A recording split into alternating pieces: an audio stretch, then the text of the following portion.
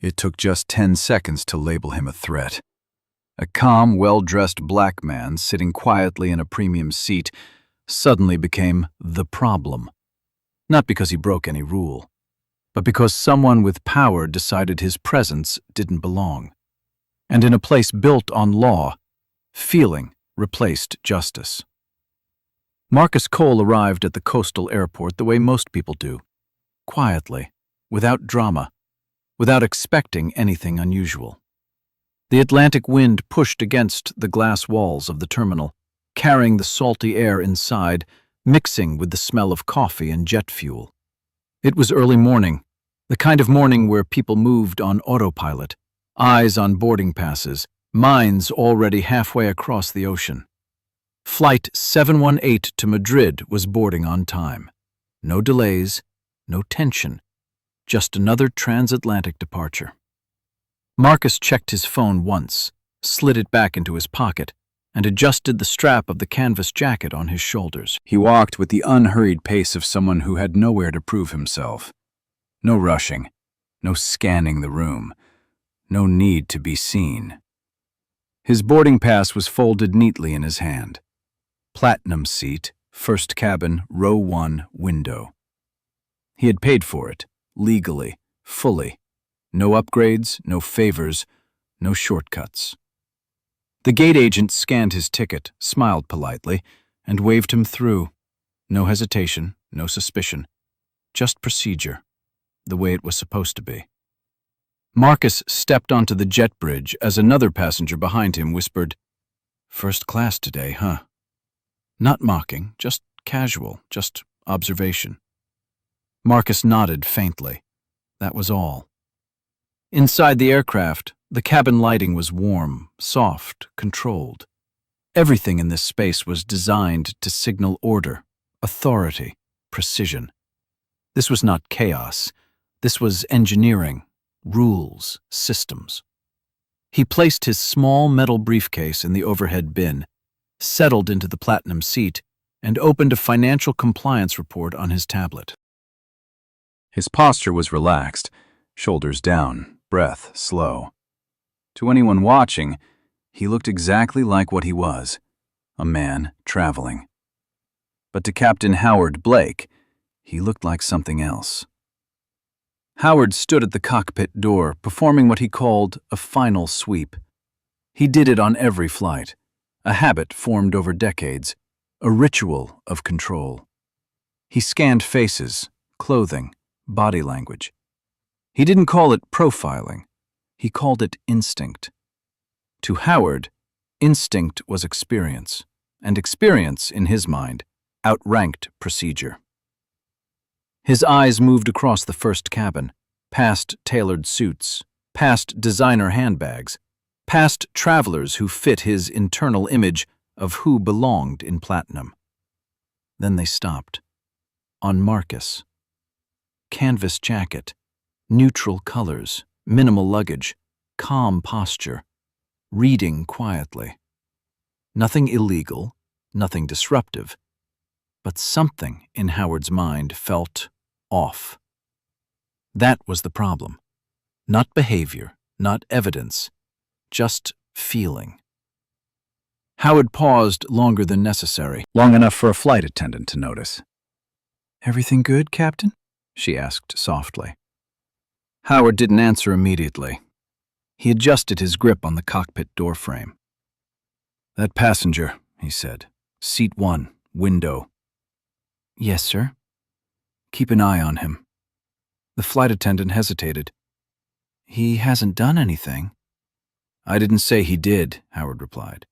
"I said watch him." That distinction mattered to Howard.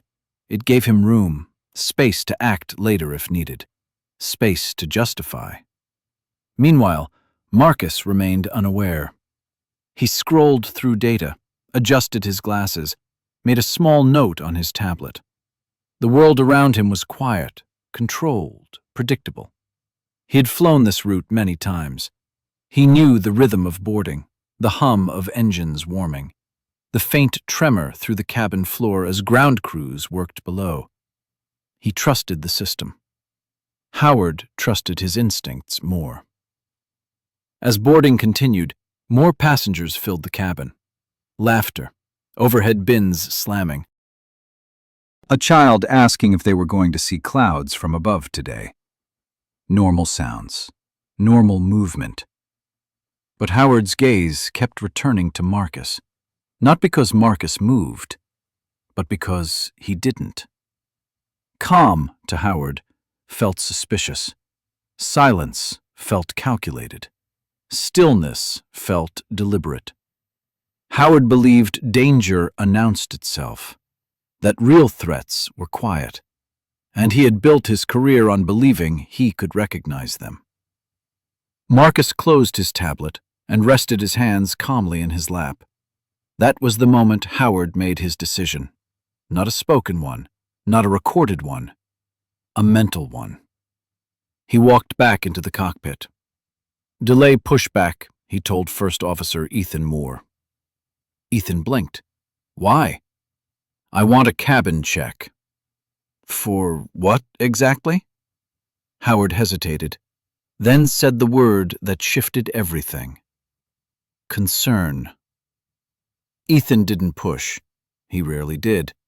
He had learned that questions were tolerated, resistance was not. Howard straightened his uniform jacket, 4 stripes, polished and heavy with meaning. In his mind, the cockpit was still the last place where authority went unquestioned, where command was clean, where instinct was enough. He stepped back into the cabin, his voice carried, not loud, but firm. "Sir, I need you to gather your things." Marcus looked up slowly, calmly, confused but not defensive. "Is there a problem?" he asked. Howard didn't answer the question. "I need you to step off the aircraft." The cabin went quiet in that way only public spaces do when tension suddenly appears. Not silence, awareness. Marcus glanced at his boarding pass, still resting on the armrest. "My seat is valid," he said evenly, "and I haven't done anything wrong." Howard nodded once. "That's not what this is about." "Then what is it about?" Howard paused. He had no script, only authority. "Security," he said. The word dropped into the cabin like a weight. Passengers shifted, eyes lifted. Some leaned back, some leaned forward. Marcus stayed still. "Can you explain what concern you have?" he asked. Howard didn't. "I am asking you to cooperate." Marcus inhaled slowly. "I am cooperating. I'm asking for clarity." Howard's jaw tightened. "This is not a debate." And just like that, it wasn't about a seat anymore. It was about power. Marcus had entered the flight as a passenger, a paying customer, a man following every rule. Howard now positioned him as a question mark, a potential risk, an anomaly that required correction. Not because of what Marcus did, but because of who Howard decided Marcus was. The platinum seat, once a symbol of status, had quietly become a test. Who is allowed to sit where power lives? Who is seen as normal, and who is seen as a problem before they ever speak? Marcus didn't raise his voice, didn't argue, didn't posture. He simply said, "I would like this interaction documented." Howard blinked. That wasn't in his mental script. "Excuse me?" "I would like your name and employee identification," Marcus said calmly. "And I'd like a written explanation for being asked to leave my seat." The words were soft, controlled, procedural, but they carried weight, because they turned emotion into record and power into accountability. Howard straightened. "You don't need that." Marcus nodded once. "Then I don't need to move." The cabin held its breath. This was no longer about compliance. It was about definition. Was this a routine check, or the first line in a report? Howard had expected fear. He hadn't expected structure. And in that moment, the label "doesn't belong" began to wobble. Not because Marcus demanded respect, but because he behaved like someone who never questioned his right to it. What Captain Howard Blake called instinct was never written in any manual. It wasn't listed in the safety checklist. It wasn't part of any regulation. But in his mind, it carried more weight than all of them combined. Inside the cockpit, the cabin door still open, Howard stared at the control panel without really seeing it. His jaw was tight, his breathing shallow. He had made up his mind, and now he needed the world to align with it. "Ethan," he said quietly, "I want a security flag on this flight." Ethan Moore looked up from his tablet. "For what reason, sir?" Howard didn't answer right away. He turned his head slightly, just enough to look back into the cabin, toward Platinum's seat, toward Marcus. Suspicious behavior. Ethan hesitated. What behavior? Howard exhaled sharply. The kind you don't ignore. That was the moment the story crossed a line. This was no longer about discomfort. It was about accusation. Ethan swallowed. If we flag it, protocol says we need a documented cause. Howard's eyes hardened. I am the documented cause. He reached for the intercom. Cabin crew, hold boarding. The soft chime echoed through the aircraft. Conversations paused. A flight attendant froze mid-step. The jet bridge hum outside slowed. Marcus looked up. Howard stepped into the aisle with measured authority, the kind that had been practiced for decades, the kind that didn't ask. It announced. "Sir," he said to Marcus, "I need to see your identification and travel documents." Marcus blinked once, not startled, just registering the shift. "Of course," he replied calmly. "May I ask why?" Howard ignored the question. "Your ID." The cabin watched. Marcus reached into his jacket, slowly, deliberately, and placed his passport and boarding pass on the armrest between them. Howard picked them up, studied them longer than necessary. Everything was valid. Everything was clean. Everything was ordinary. That made it worse. "You've been observed behaving unusually," Howard said. Marcus tilted his head slightly. "In what way?" "Monitoring crew activity." "I was reading." "Your phone usage." "I checked a message." "Your posture." Marcus almost smiled. Almost. "My posture?" Howard didn't blink. "It suggests heightened awareness." That was the first lie. Not a big one, but a dangerous one. Rachel Donovan, seated 2 rows behind, leaned forward. "Excuse me," she said, her voice steady but sharp. "Are you saying reading and sitting quietly is suspicious now?" Howard turned toward her. "Ma'am, this doesn't concern you." "It does when you accuse someone without cause." Howard's voice hardened. "I am responsible for the safety of everyone on this aircraft." Marcus looked at Rachel briefly. A subtle shake of the head. Not now. He turned back to Howard. "I would like this interaction recorded," he said. "And I'd like your full name and employee identification number." Howard's eyes flickered just once. "That won't be necessary." "It will be," Marcus replied. "If you are alleging a security issue." The word hung between them. Security. It was the word that changed everything. Not discrimination, not bias. Security.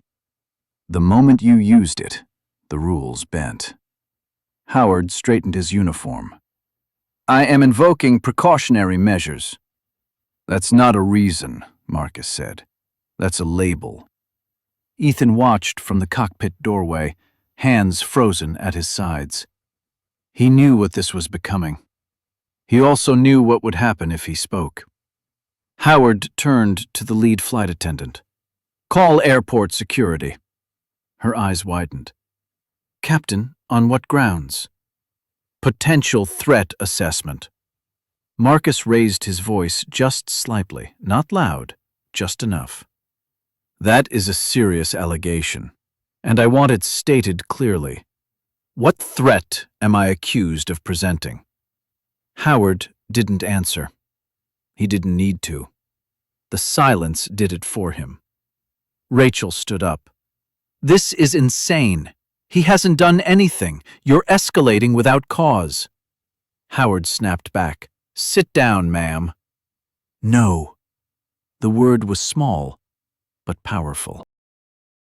Several passengers pulled out their phones, Howard noticed, and instead of slowing down, he accelerated.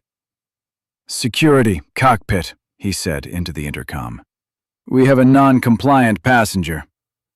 Marcus looked at him, calm as still water. "That is false," he said. "I have complied with every request. I have provided identification. I have asked for clarification. That is not non-compliance." Howard pointed at him. "You are obstructing safety procedures." "No," Marcus replied. "You are inventing them."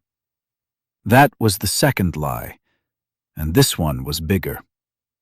Ethan whispered from behind, "Captain, protocol requires we specify behavior." Howard turned sharply. "I said I saw enough." Ethan's throat tightened. He looked at Marcus, then at Rachel, then at the phones recording. He looked back at Howard, and he said nothing. That silence was a choice. Airport security arrived at the aircraft door. 2 officers, calm, curious. "What seems to be the issue?" one asked. Howard didn't hesitate. "This passenger is under suspicion of posing a potential security risk." Marcus stood slowly. Not aggressively, not defensively, just present. "Officer," he said, "I would like to know what specific action I have taken that constitutes a security threat." The officer hesitated. "Captain?" Howard crossed his arms.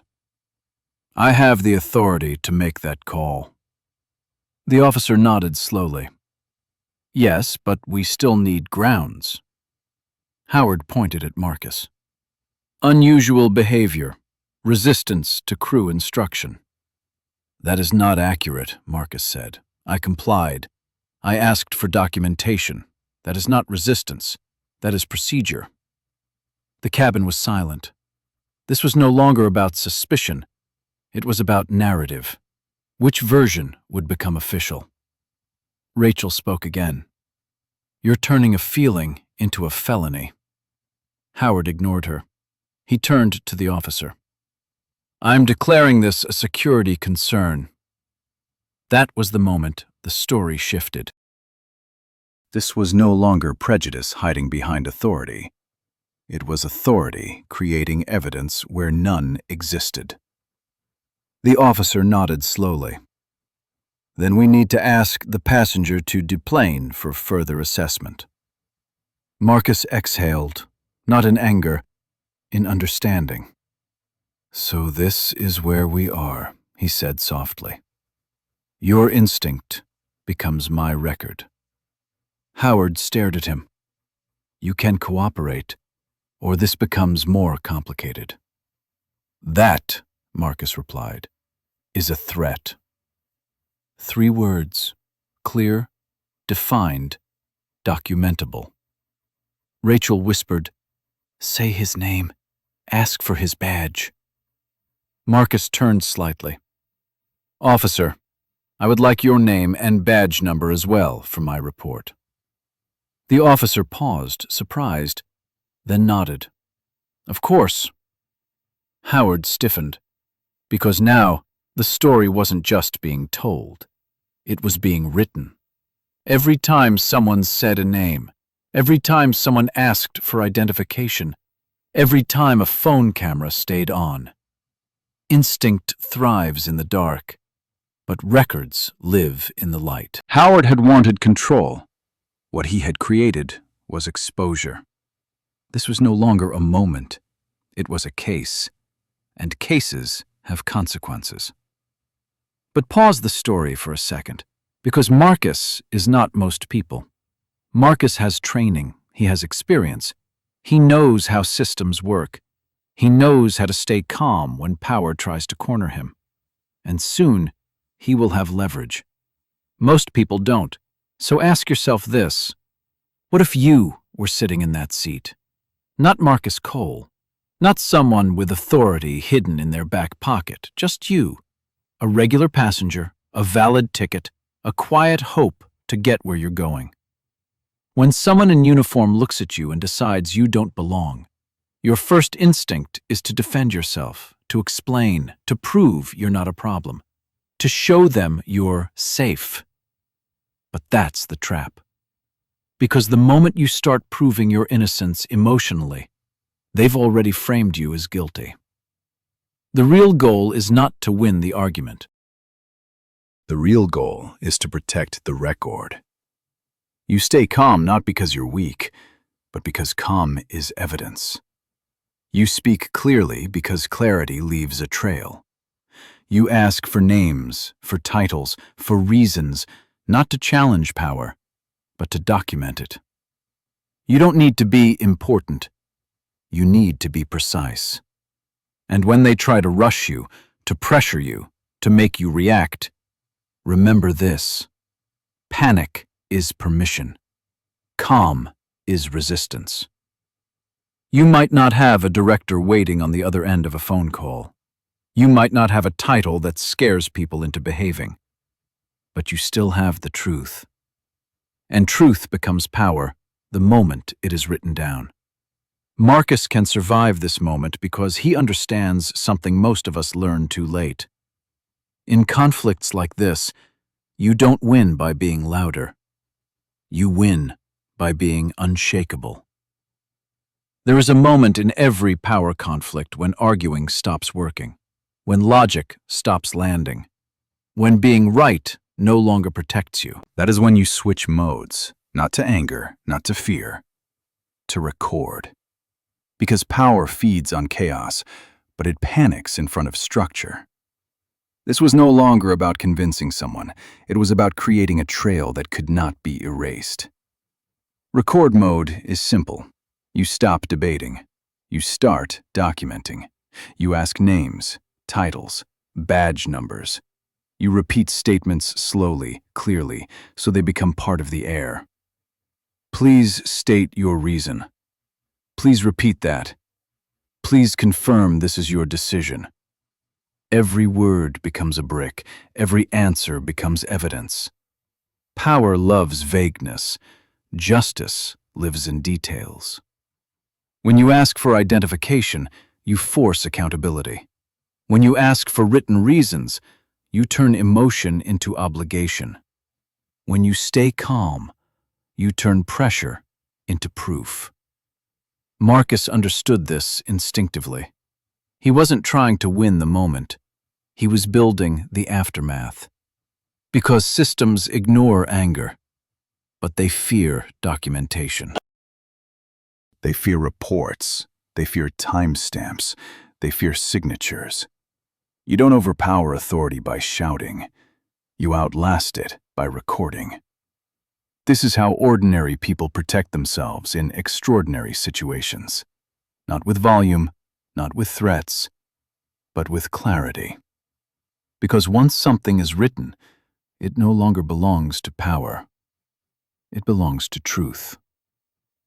Howard Blake didn't stop at removing one man from one seat. That would have been too small, too quiet, too easy to hide. He wanted control, and control in his world meant disruption. Minutes after security escorted Marcus off the aircraft, Howard returned to the cockpit with a posture that said the decision was final, not questioned, not debated. "Log this flight as a security delay," he told Ethan. "Captain, we already—" "Log it," Howard repeated, "and notify operations." Ethan's fingers hovered over the keyboard. He knew what that meant. A flagged flight never traveled alone. It pulled attention. It triggered systems. Howard wasn't just making an accusation anymore. He was starting a chain reaction. Meanwhile, across the terminal, 3 gates lit up with sudden red indicators on their operation screens.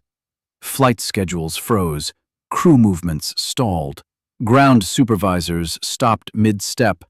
Operations didn't ask why. They asked how wide.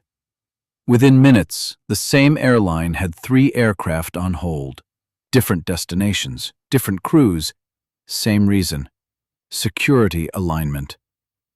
That was the power of a single word: security. Not proof, not facts, just suspicion, stamped with authority. Rachel watched from the boarding area as agents moved faster, voices lowered, tension rising. She pulled out her phone again. "This just got bigger," she whispered. Marcus stood near the security desk, calm, hands folded, watching the ripple he never asked to create. Not because he moved, but because someone else refused to stop. Inside the operations control room, Logan Whitmore was already losing patience. "What do you mean 3? He snapped into his headset. "One incident doesn't justify grounding half our schedule." A supervisor answered. "Captain Blake invoked internal threat protocol. It auto-flags connected flights." Logan closed his eyes. This was not a safety issue anymore. It was a public one. Phones were out. Voices were rising. Passengers were demanding explanations. All because one man refused to admit he was wrong.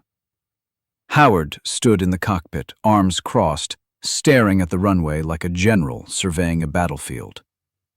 "This is necessary," he muttered.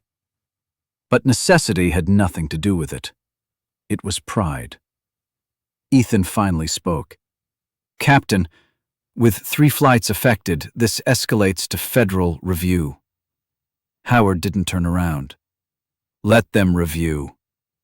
What he didn't understand was that reviews don't protect power. They expose it. In the terminal, announcements echoed. "Attention passengers, your flight has been temporarily delayed due to a security evaluation." No names, no details, just fear. A mother clutched her child. A businessman checked his watch. A student stared at the gate in confusion. Marcus listened to it all, and for the first time, his jaw tightened, not in anger, in clarity. This was no longer about him. This was about what happens when authority refuses to correct itself. Security officers approached him again. "Sir, we need to move you to a private screening room." "For what purpose?" Marcus asked. "Procedure." He nodded. "Please document the time, location, and reason." The officer hesitated, then wrote it down. Howard had created chaos.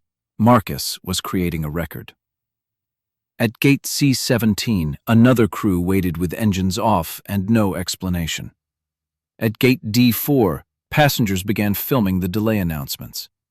At gate B-9, a supervisor whispered, "This is turning into a pattern." Patterns attract attention.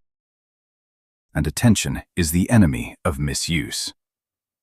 Logan paced in the operations office. Who is this passenger?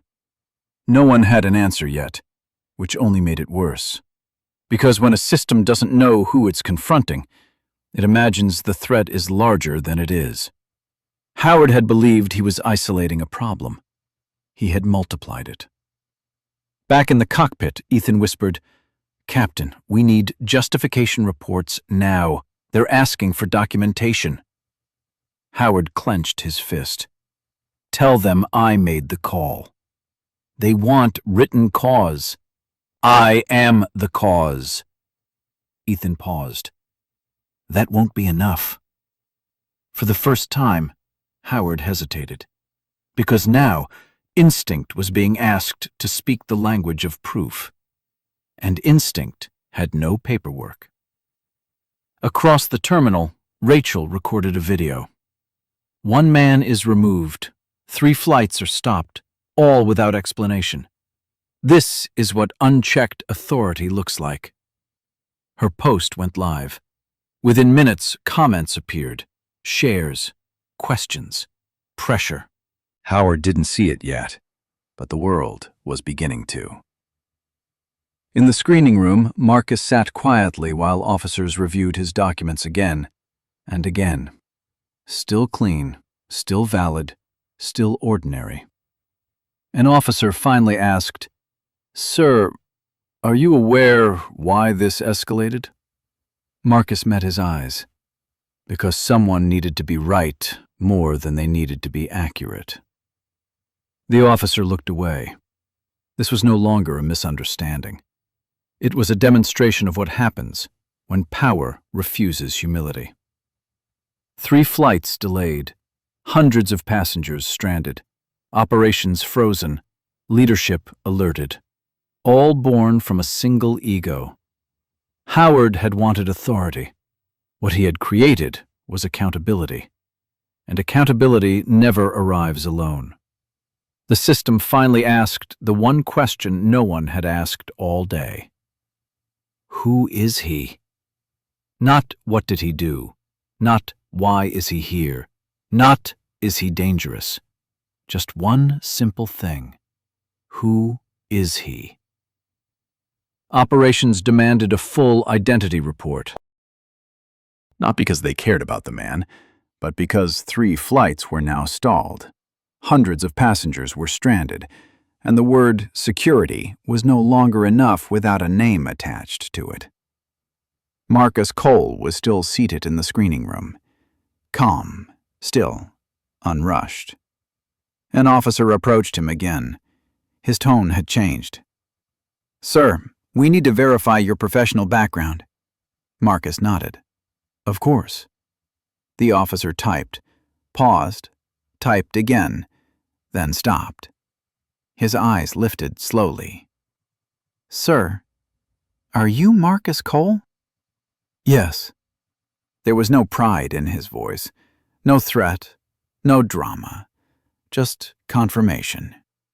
Another officer stepped closer. "Marcus Cole?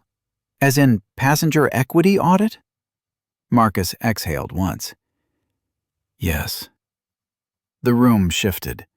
Not loudly, not violently, but completely. The air changed. Postures straightened. Voices softened. Because that name didn't belong to a passenger. It belonged to oversight. The officer swallowed. "You're the director?"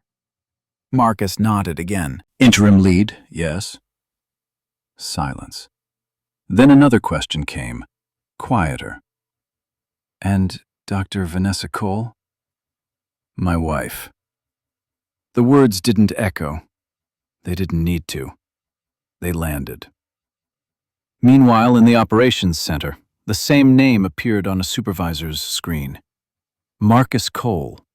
Passenger Equity Audit. Federal Oversight Collaboration. The room went still. Someone whispered, "That's not a civilian." Another voice answered, "That's not just a civilian.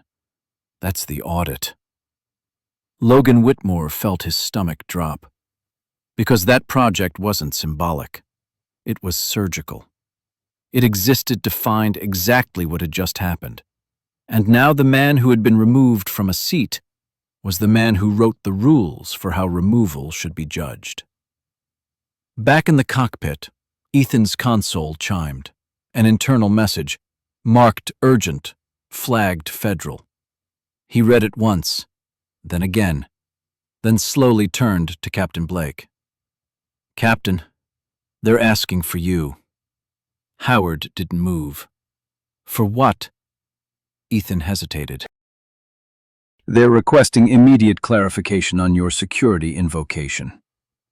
Howard smirked. "Tell them it stands." Ethan swallowed. They know who the passenger is. Howard scoffed. So? A lawyer? A consultant? No, Ethan said. He runs passenger equity audit. Howard blinked, just once, then laughed. That's a diversity program, not security. Ethan shook his head. It reports directly to federal oversight, and his wife is Dr. Vanessa Cole. Howard's smile faded, slowly, painfully. She chairs the Aviation Accountability Board. Howard's hands tightened on the armrests. That's not relevant. Ethan didn't answer, because both of them knew it was the only thing that mattered. The intercom cracked. Captain Blake, this is operations. Please remain in the cockpit. His voice stayed firm. On whose authority? A pause. Federal. That was the moment. Not the reveal, not the name, not the marriage. The authority shift. Howard had always believed power lived in the cockpit. He was wrong. It lived in accountability. Marcus was escorted out of the screening room, not as a suspect, but as a presence. The same officers who had once avoided his eyes now walked beside him. One whispered, "Sir, we apologize." Marcus didn't answer immediately, then quietly, "Write it down." "What, sir?" "That apology. Record it. Because words without records disappear." The officer nodded and pulled out his tablet. In the terminal, Rachel saw the movement. Not hurried, not forceful, but respectful. Her phone rose again. "This is changing," she murmured. Operations sent a new directive. All security flags on Marcus Cole are suspended pending executive review. Not erased, suspended. Because now, the system was the one under inspection. Howard received a final message. Captain, you are to submit a written justification within 15 minutes. He stood. I made a call. And they replied, "We need a reason." Howard opened his mouth and realized instinct had no vocabulary in official language. He tried, "I had a feeling." The line went quiet. Then a reply came. "That is not a cause. That is a liability." The cockpit no longer felt like a throne. It felt like a witness stand. Marcus was seated in a private operations room now, offered water, space, and silence. He declined the water. He asked for a report form, because he had not come to win. He had come to document. A senior official entered. "Mr. Cole, we were unaware." Marcus looked at him calmly. "That's the point." The man paused. "We will conduct a full internal review." Marcus nodded. "You already are." Howard stood alone now. No applause, no authority, just consequences forming. This was no longer a confrontation between a pilot and a passenger. It was a collision between ego and oversight. He had tried to define a threat. Instead, he had revealed one. And it wasn't Marcus. It was him. Because the man he tried to remove was the man who was about to remove him. Marcus won. The system listened. The power shifted. The truth surfaced. And yet, something about that victory felt heavy. Because justice didn't arrive when he was calm. It didn't arrive when he was respectful. It didn't arrive when he was innocent. It arrived when his name carried weight. This was no longer just a story about racism. It was a story about hierarchy, about how truth becomes louder when it wears a title, about how dignity becomes visible when it is backed by power. Marcus was protected not because he was right, but because he was important. And that is where the beauty of this moment becomes painful. Because how many people are right, but never get protected? How many passengers get removed and never get a second look? How many voices go unheard because they don't come with credentials?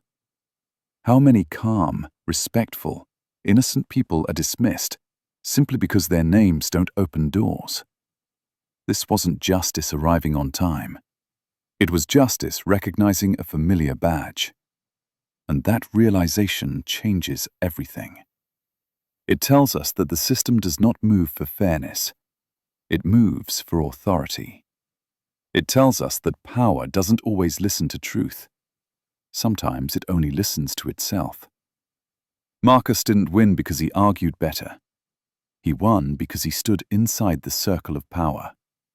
And for everyone watching who has never stood in that circle, this moment is both hopeful and terrifying. Hopeful because injustice was exposed. Terrifying because exposure required status. This was not the end of injustice. It was proof of how selective justice can be. And that is the question that lingers. If justice needs power to arrive, what happens to those who have none? Names carry power, not because they should, but because we allow them to.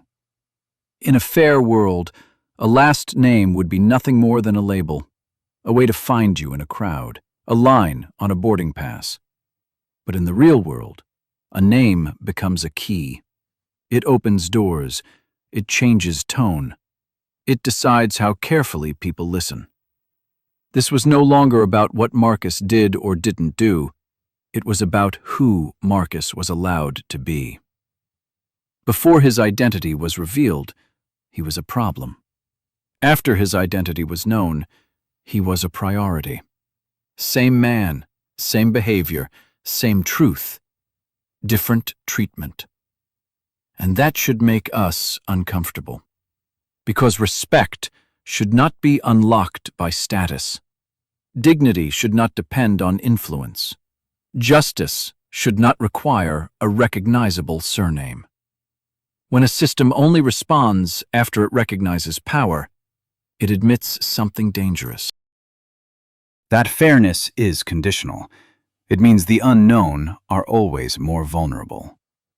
The quiet are easier to ignore. The ordinary are easier to dismiss. A name should never be a shield. It should never be a weapon.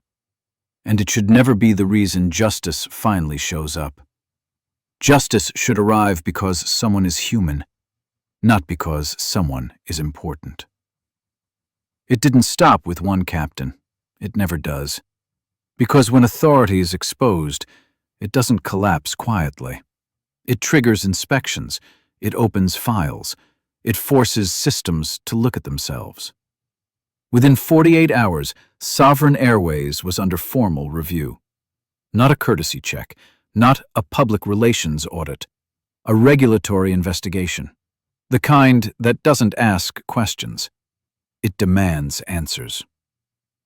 The International Aviation Board suspended the airline's transatlantic clearance pending review. Flights were grounded. Routes were frozen. Insurance partners paused coverage. One decision made by one man had now placed an entire airline under scrutiny. This was no longer about Marcus. It was about structure. Inside headquarters, executives who had never boarded a flight without priority access were suddenly surrounded by compliance officers. Files were pulled, emails were flagged, security logs were examined. Patterns began to surface.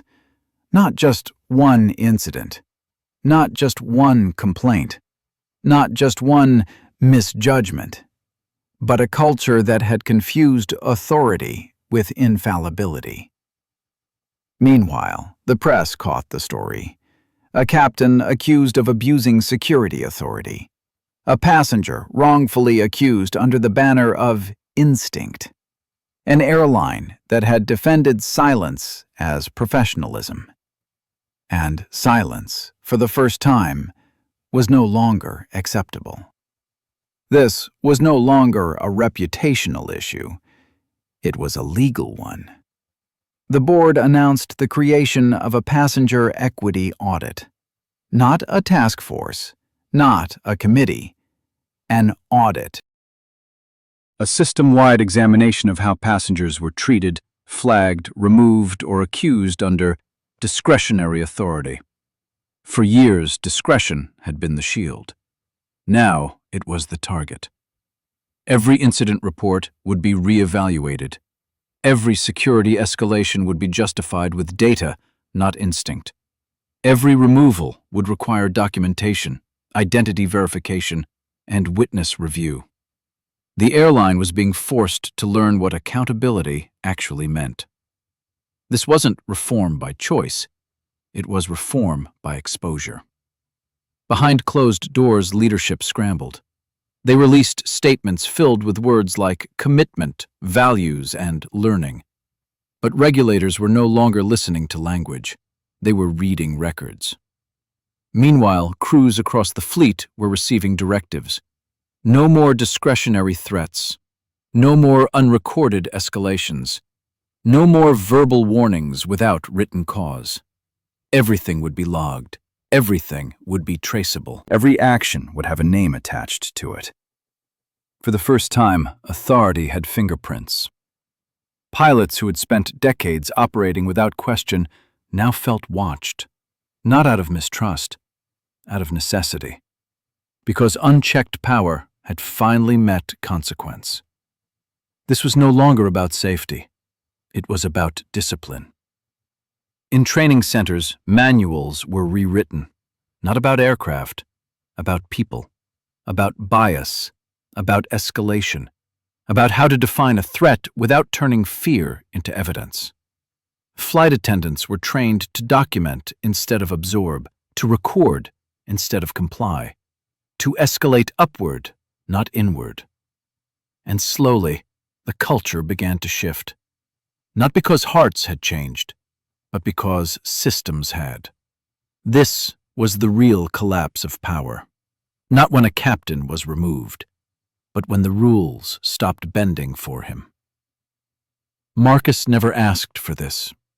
He never demanded an investigation. He never requested an audit. He had only asked to be treated as a passenger. But his treatment had revealed a disease larger than one cockpit. An airline that had allowed perception to override proof. An industry that had confused command with certainty. A culture that had mistaken authority for truth. This was no longer the story of a man being removed from a flight. It was the story of how removal culture was being removed from aviation. And that shift terrified leadership more than any lawsuit ever could.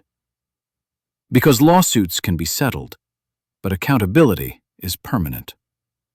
The passenger equity audit was announced publicly 1 week later. Its mandate was simple. No decision would stand unless it could be defended without power. No threat would be accepted without evidence. No authority would be exercised without record. This was the end of quiet dominance, the end of invisible privilege, the end of unchallenged control. This was not reform. It was correction. And correction is never gentle. Employees who had built careers on unchallenged discretion now had to answer for it. Some were reassigned, some resigned, some were investigated. Not because they were villains, but because they had operated inside a system that had never asked them to be accountable. And systems that never demand accountability eventually collapse under it. This was no longer about Howard Blake. He was only the spark. The fire was institutional, and once it started, it could not be put back. This was the moment aviation was forced to admit something uncomfortable, that safety protocols had been used as personal weapons, that professionalism had masked prejudice, that authority had been confused with morality. The industry had preached precision. Now it was being asked to apply it to itself. Marcus walked away from the incident without shouting, without vengeance, without spectacle. But he left behind something more powerful than anger. He left behind a question the system could not ignore. Who decides who belongs? And who gets to decide without being questioned? That question changed everything, because once systems start asking themselves hard questions, they either evolve or they expose their own fragility. And Sovereign Airways was no longer flying above scrutiny. Power never disappears quietly. When it loses its shelter, it fights to survive. Howard Blake didn't resign. He was removed. Not with applause, not with ceremony, with a single notice from the Aviation Authority that stripped him of flight clearance pending investigation. His uniform meant nothing without authorization. His stripes meant nothing without trust. And trust was now gone. This was no longer about reputation. It was about responsibility. Within days, his pilot license was suspended. His record was frozen. His career, built on decades of unquestioned command, stopped in one signature. For the first time in his life, Howard was no longer the final decision. He was the subject of one. He tried to speak. He tried to explain. He tried to frame it as judgment, pressure, instinct.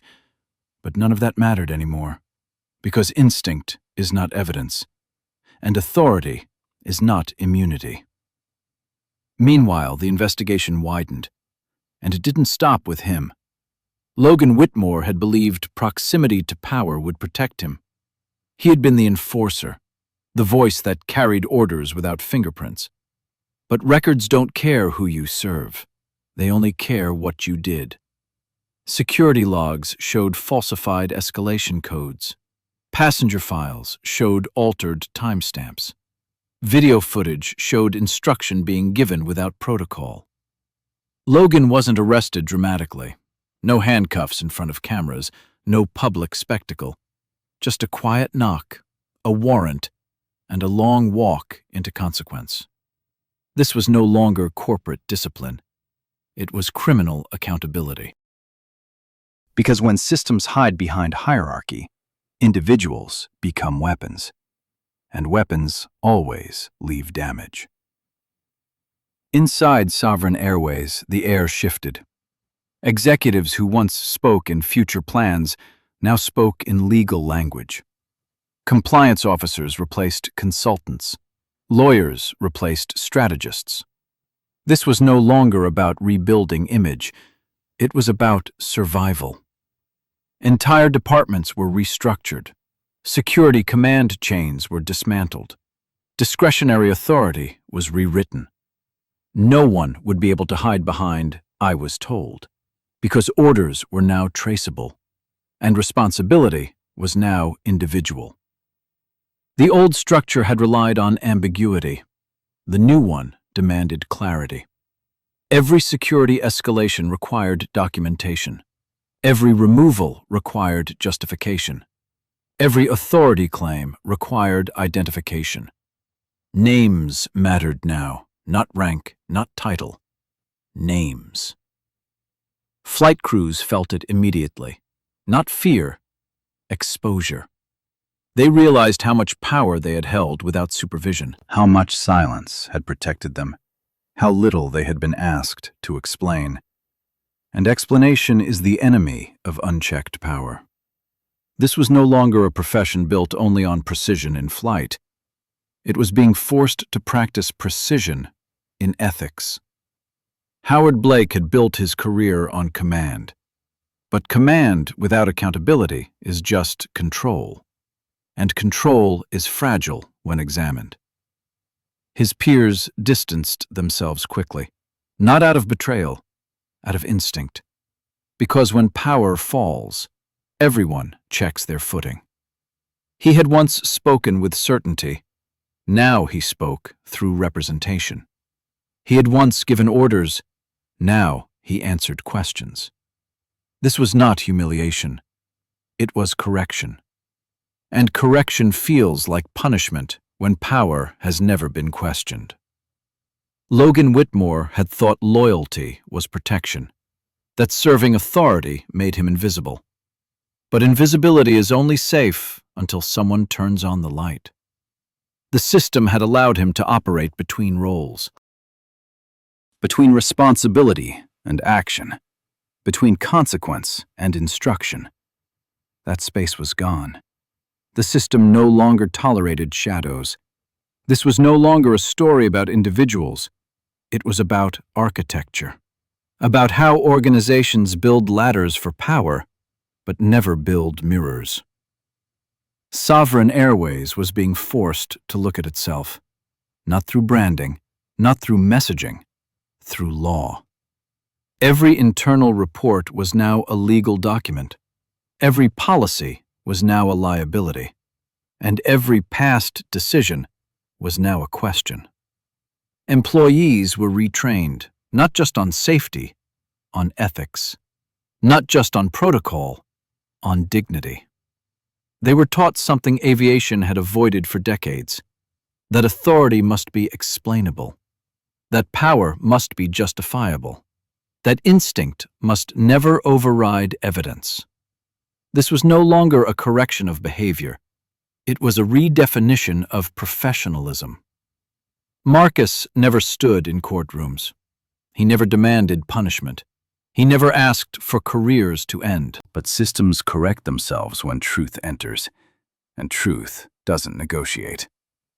Howard Blake lost his position, not because he was evil, but because he had been untouchable, and untouchable people always become dangerous. Logan Whitmore lost his freedom, not because he was powerful, but because he had used power without ownership. And borrowed authority always demands repayment. The airline lost its illusion. That professionalism was protection, that silence was stability, that reputation was innocence. None of that survived exposure. This was no longer a victory story. It was a responsibility story. Because when power has no hiding place, systems change. Not out of virtue, out of necessity. And necessity builds better structures than intention ever does. The old model had been built on hierarchy. The new one was being built on traceability. Who decided? Who approved? Who executed? Who documented? No more blurred lines. No more shared blame. No more faceless authority. Power now had addresses. And once power has an address, it can be held accountable. Howard Blake once believed he was order, that his word was law, that his judgment was protection. But order without accountability is just dominance, and dominance always collapses under inspection. Logan Whitmore believed loyalty was currency, that serving power would shield him, but loyalty without integrity is just obedience, and obedience is never defense in a courtroom. This was not revenge, it was consequence.